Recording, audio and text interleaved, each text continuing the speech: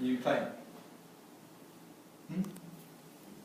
And this is how football first began and how sports developed in Unit 12P1 and 1 by Reece.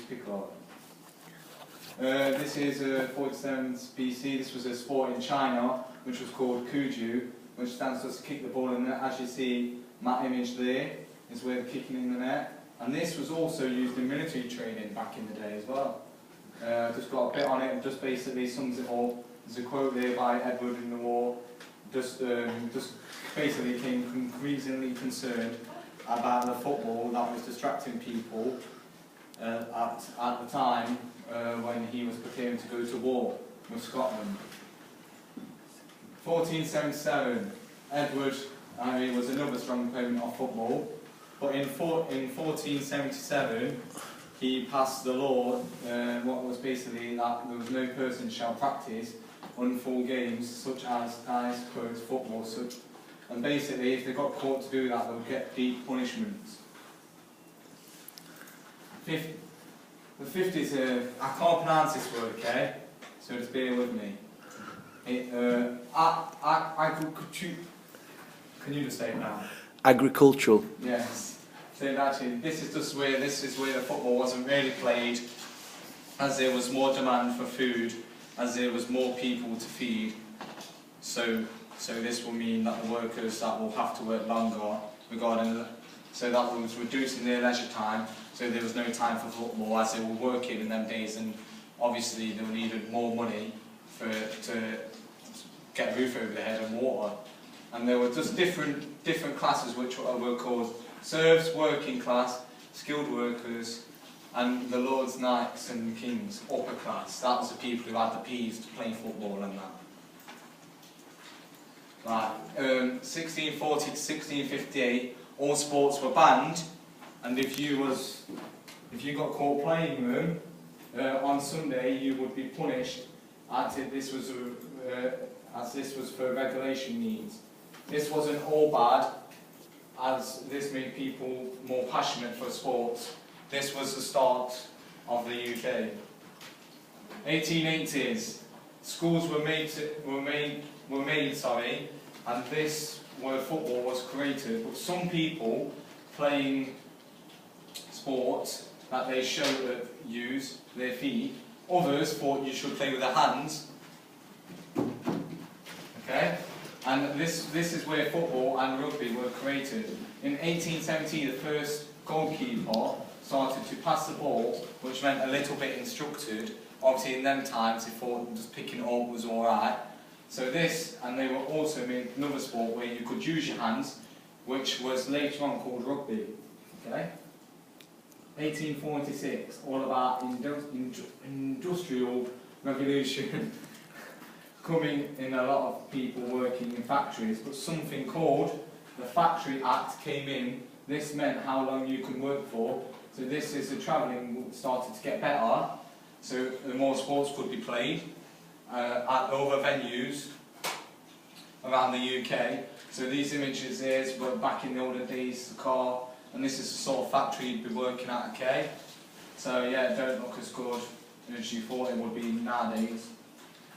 1848, public schools.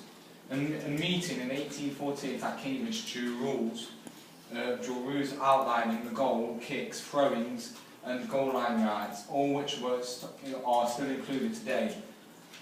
These small steps paved the way for the rise of football club teams and national teams, international games and championships. Rugby was also developed through the disagreements about the rules. 1857. 1857 is when Sheffield Wednesday was the first ever club created. And also, Notts County in 1862 had the oldest football club. Okay?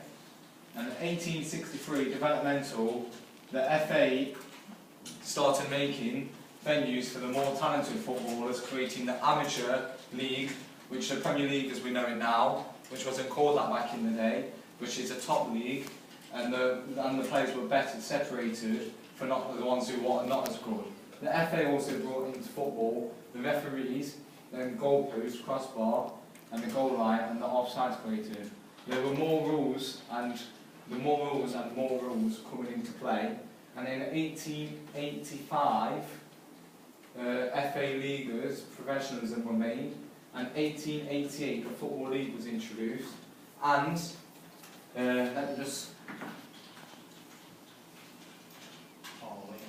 I'll just tell you anyway, that team, one was called the Wanderers, and I'm not too sure about the other one. That was the first ever FA Cup final made, and it was a rematch in 16th of March 1872, okay? And in 1888, this is what the first professional league was introduced. This is the actual one, what they used as tables, not them going to get off Google Images. And you can't really see clear here, okay, but Preston North End was first, followed by Aston Villa, and so on and so on.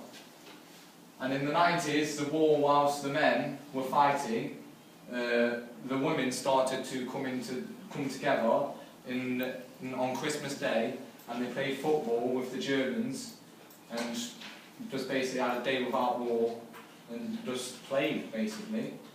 And 1912 is a rule that the goalkeeper was able to handle the ball in his area, but it was banned to take the ball out of the area, as it still is now, as it would be a free kick to the opposite team. Also in the 90s, there was a start to get better working conditions and less hours of work for people, so this meant they had more time for leisure time, which they could spend time on sports such as football. Also the wages were raised, which meant they could do sports they have never tried before, as they would have the money to be able to get the facilities and do the sports. And more sports became popular, and there was also more opportunities for other people who might not be as good as football, could practice something like rugby or cricket or so on and so on. In 1914, like I was just saying, the men stopped as they had a fight. However, there was a truce. On the Christmas Day, as I've highlighted it in blue, the English and German soldiers put down their guns and played a friendly match. When there was the war, when the war was on there was dropped one in the men's game as they went to fight. However, the women, which I was just explaining about, worked in the factories and started to play the game instead. Also, we won that game 20-0, and so yeah, not really, that's a joking like that. 1971.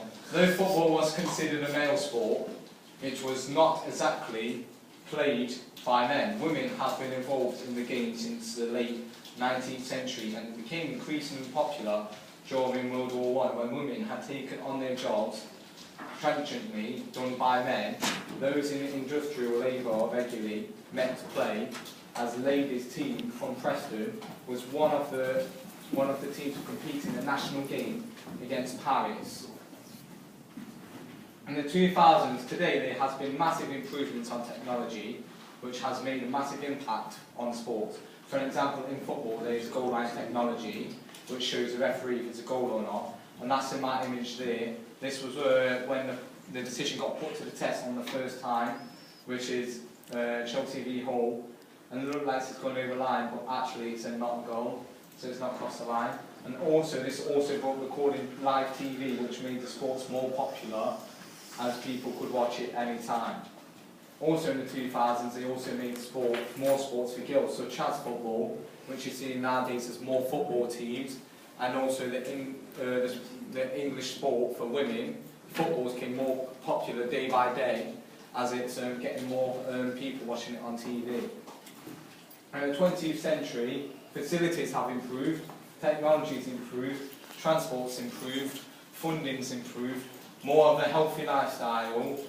People live longer as they've got the right food to eat, and nowadays you can have injections and that if you've got like swine flu or something like that. And there's better environments to work at, which also completes that. So, and then on the FA, all the FA is in charge of is the big decisions in the UK football, from banning to the latest equipment. So pillars of the game is funding. They also funding, and they do the grassroots development and the discipline. Department for the Culture, Media and Sports. This is to work with the FA and other organisations to improve the facilities for sports, okay?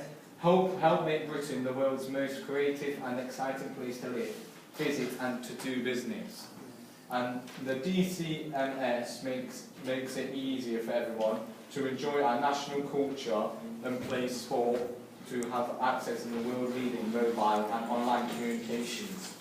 In 1870, developmental, this is when the compulsory schooling was brought into certain ages, and people from the age of 4 was made to do some sort of job, such as cleaning, which was also made it hard for anyone to start doing sports unless they weren't at school. In nowadays, you won't be seeing that anymore. And also, I've got a bit of notes for developmental. The crossbar was introduced in 1875. 90-minute games were introduced in 1877. When did the referee start using whistles? 1878. In 1885, the association became professionalism. In 1891, penalty kicks were introduced, and instead of the ref using the little blanket, they did whistles instead. And 1904, FIFA was introduced. FIFA. All FIFA does is just creates the most of the fixtures and also creates tournaments such as the World Cup, where all the nations have a team and play against each other countries. But before that, you have to go through a qualifying round to see if you can get in. And the UEFA was founded in 1896 and in 1866. Their job is to create a competition for all the top clubs in each league. They can call it the Champions League, where top clubs aim to get at, where you need to finish top 4 to get there, or the Europa League. And the National Lottery, just basically all that is just to put the money into the sporting facilities. So that's why it's so big nowadays. Not all of it will go into the facilities now. Department of the Culture and Media Sport, and they organise the money for the sport and have some input in the football. Central Council for Physical Reaction. This is a representative body for nations and sports organisations in the United Kingdom. The organisation speaks and acts to promote and protect and develop the interests of sport and physical reaction at all levels. It's completely independently of any form of government control, has no responsibility for allocating funds, and this is strictly non-party and will support or oppose measures only on the basis of the preserved value of the sport and the reaction.